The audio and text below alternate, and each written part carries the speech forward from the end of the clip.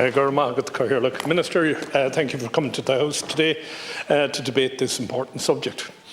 I'm very sorry to see that the Government has chosen to put forward an amendment to this great motion. This amendment sort of underpins the Government's approach to don't rock the boat when dealing with anything from a trade or a commercial point of view.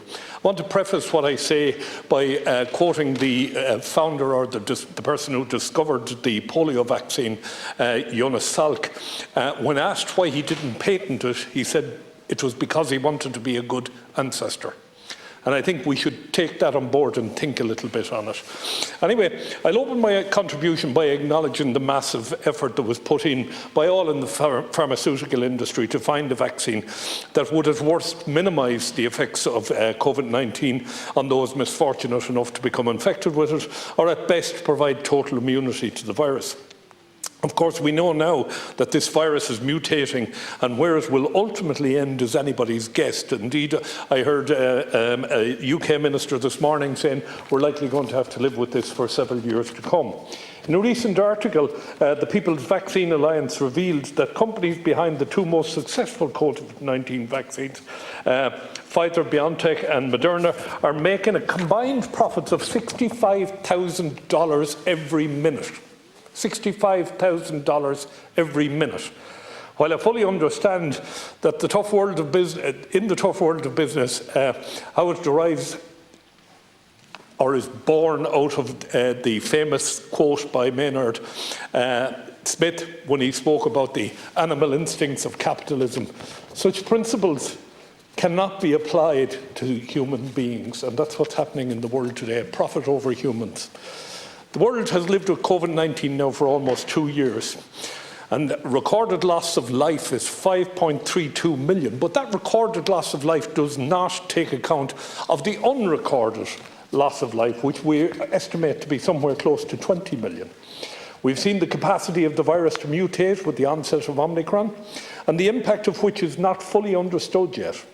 Oxfam tell us that in recent communications, the World Health Organization has recently highlighted 6 times more booster shots are administered around the world than primary doses in underdeveloped world.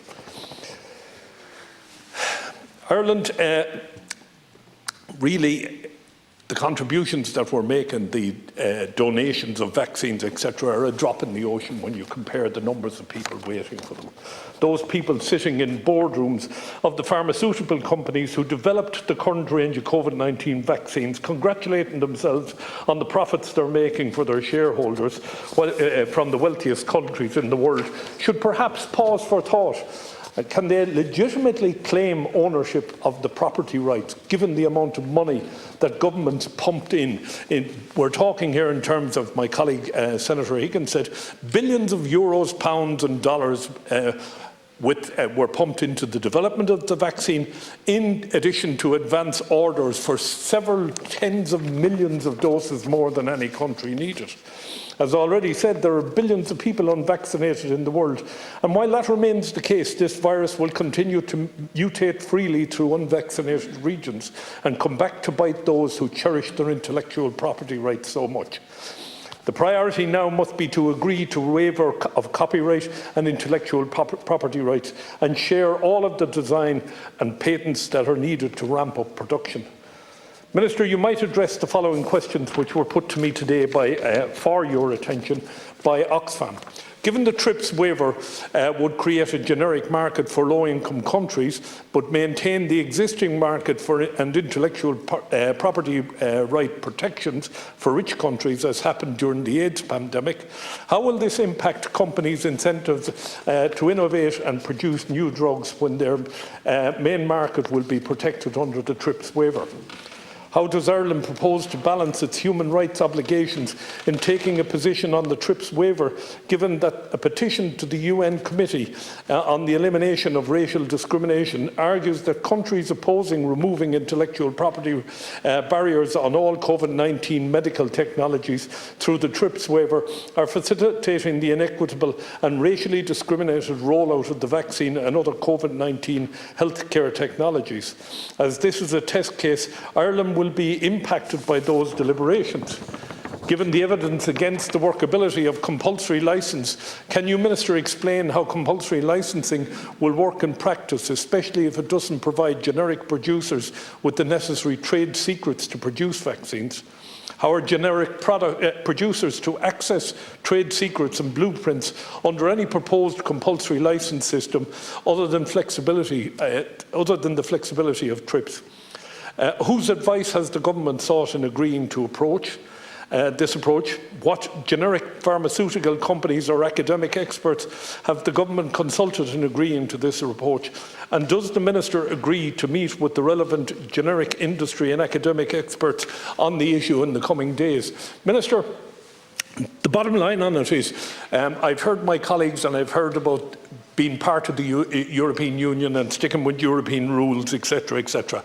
Ireland can be a leader or a follower. If we're a follower, we are a weak country. We must stand proud and we must stand by our fellow human beings in the world. I certainly am not prepared to stand by quietly and watch millions of people die. And I thank my colleagues from the Civic Engagement Group, and in particular Senator Higgins, who always speaks up on human rights issues. And this is a human rights issue. And I'll finish on this.